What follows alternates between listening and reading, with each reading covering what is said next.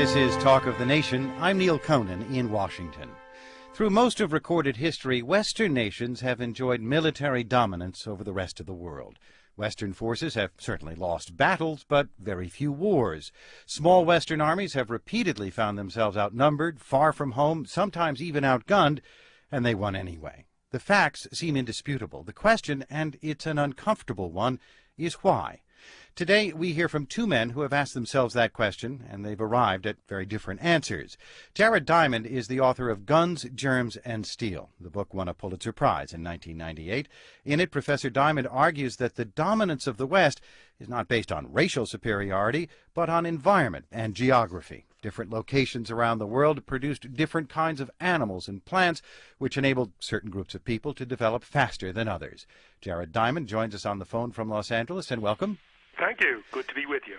Victor Davis Hanson is an historian and an author. His most recent book is Carnage and Culture, Landmark Battles in the Rise of Western Power. He's a professor of classics at the University of California, Fresno. His view is that culture is the driving force behind Western dominance, that Western societies, beginning with Greece, derived profound advantages from individualism, from capitalism, and from ruthlessly efficient infantry. Professor Hanson joins us from the studios of KMJ Radio in Fresno, California, and thank you for being with us. Thank you. I'm glad to be here. And we'd like you to join us as well by calling 800-989-TALK. That's 800-989-8255. You may want to listen a bit before you call so you can give us your reactions. And let me begin by asking, both of you have written long and dense books on this subject. Did I summarize your points of view accurately, Professor Diamond? Yes, the only qualification I would make is, from my point of view, has to do with the long-term determinants, which are geographic. But, of course, in the short run, which can be 1,000, 2,000 years, individuals and cultures can make a big difference. And Professor Hanson? Yes, I think you gave a pretty accurate description of what I wrote about. Good. So is there, as Professor Diamond was saying, Professor Hanson, to some degree, I thought your book was, in a way, a rebuttal to his. I think it is. I think that I would agree that in ultimate factors that the Eurasian nexus had some advantages. But that doesn't explain why this miraculous discovery of Western civilization in the inland valleys of Greece 2,500 years ago, in that sense, it had almost the identical geography of Spain or the Rhone Valley or other parts of southern Europe, which had no comparable idea of freedom or constitutional government, open markets. And I must say that we can see this very, very clearly in the case of Greece. Under the Mycenaeans from 1600 to 1200, it was autocratic, theocratic. It had the same language as the later city-state Greeks, but it was a vastly different culture. It was not dynamic. It did not project power much beyond Greece. And yet, the same locale, same weather, same language, suddenly in the small, very underpopulated valleys of Greece in 700, you get this society where in the individual, where we have a different type of literacy, and the world is taken aware of by it very quickly.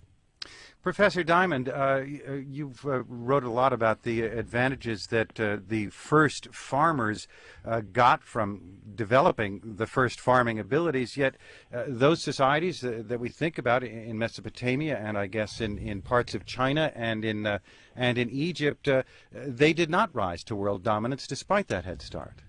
That's right. That was an interesting question, why the differences within Eurasia, given the great advantages of the Eurasian continent as the largest continent with the greatest variety of valuable domesticable plants and animals. Why was it, as you say, that the societies that started it all, those of the Fertile Crescent, were not the ones to dominate the world? And basically, in one sentence, it's because the societies of the Fertile Crescent had the misfortune to be in a fragile environment and ended up committing ecological suicide.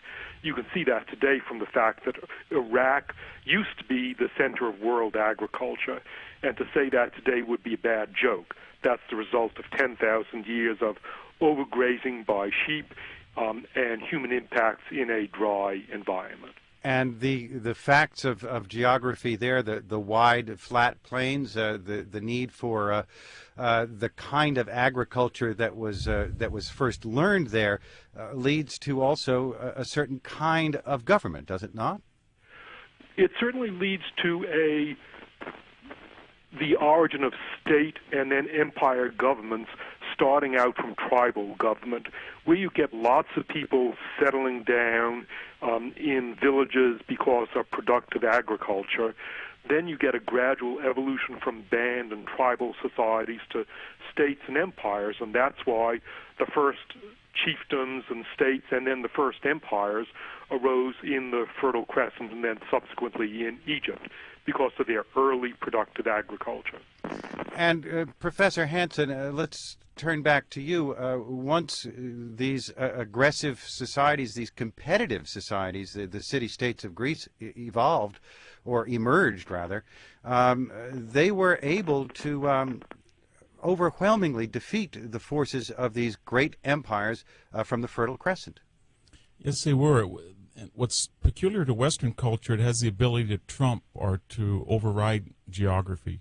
And in the case of Egypt, for example, or the Near East, Egypt's a very good example because by Persian times in the 6th century, you could make the argument that the pharaohs had exhausted the soil and there was a lot of ecological damage. But once Alexander came in and then the whole legacy of Hellenistic culture arrived into Egypt, what did the Greeks do? Immediately they moved the capital from Karnak to Alexandria.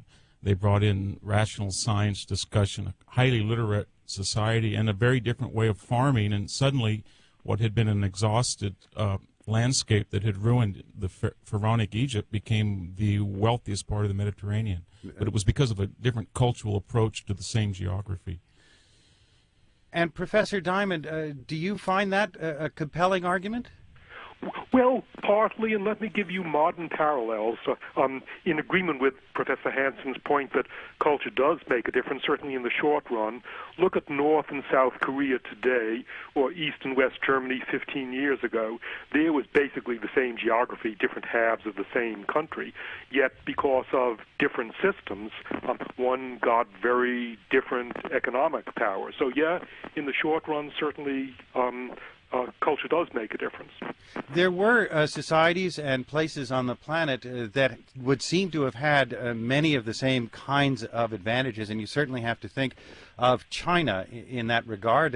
Farming began there early as anywhere else, as far as anybody can figure out. Why has not China developed the same kind of globe-girdling power as the European powers?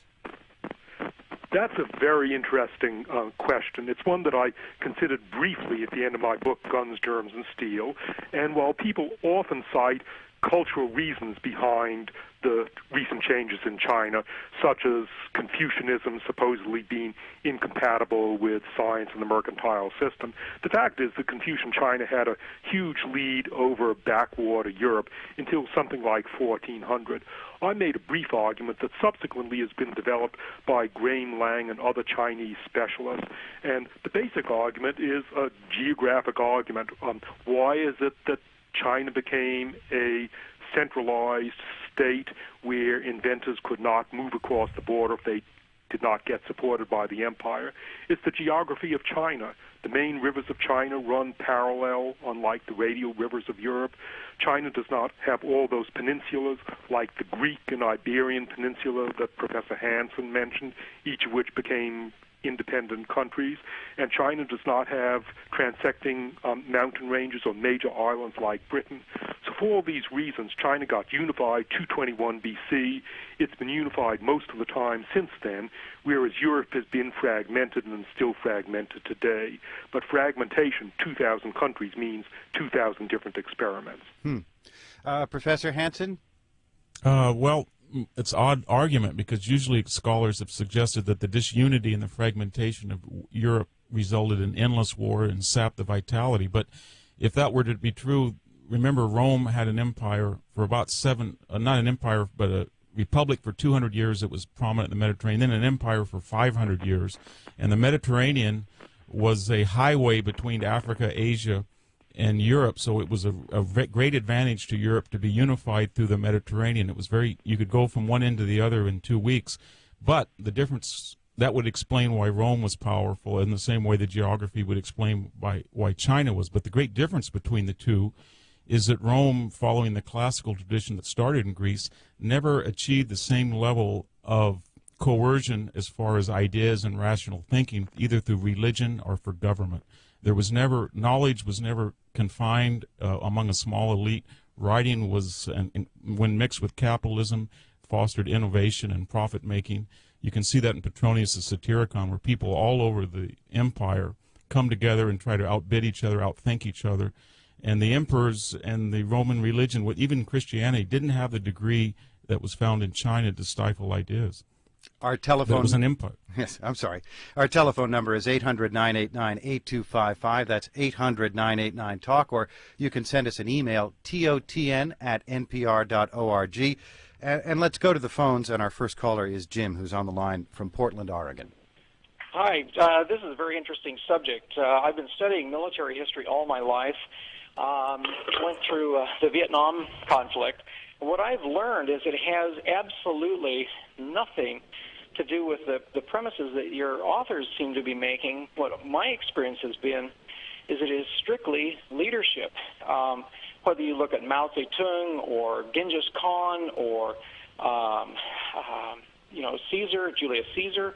I mean, you can look at every single race of people. You can look at every single country, whether it's Japan, China, America, England.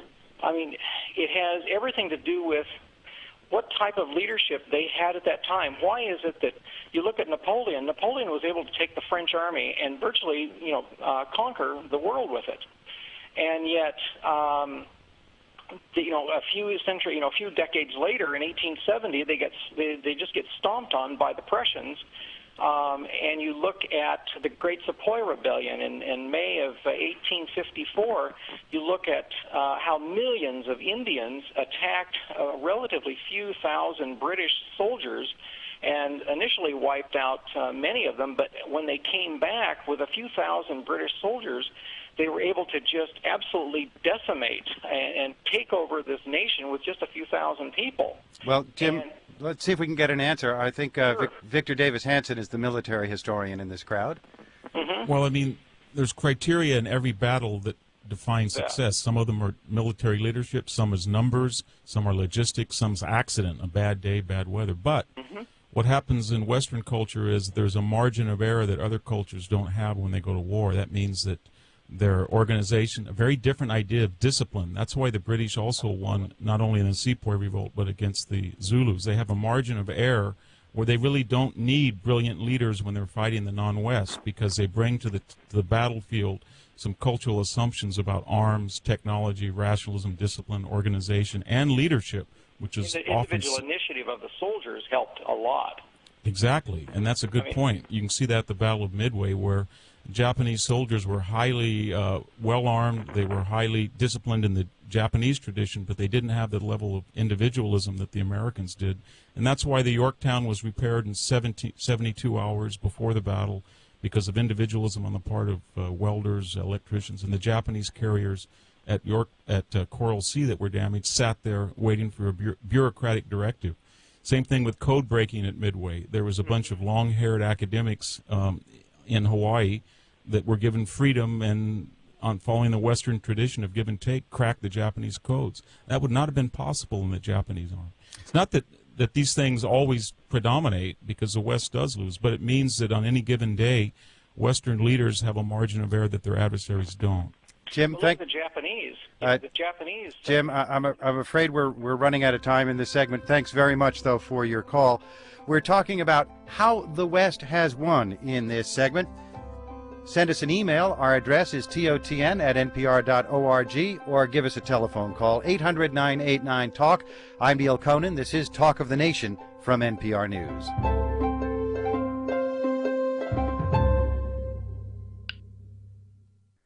This is Talk of the Nation. I'm Neil Conan in Washington. This hour we're talking about the forces that made the West dominant in technology and in military affairs. Our guests are Jared Diamond, the author of Guns, Germs, and Steel, and Victor Davis Hanson, historian and author of Carnage and Culture, Landmark Battles in the Rise of Western Power. And we'd like to invite you to join the discussion. Our telephone number, 800-989-TALK, 800-989-8255. Our email address is totn@npr.org.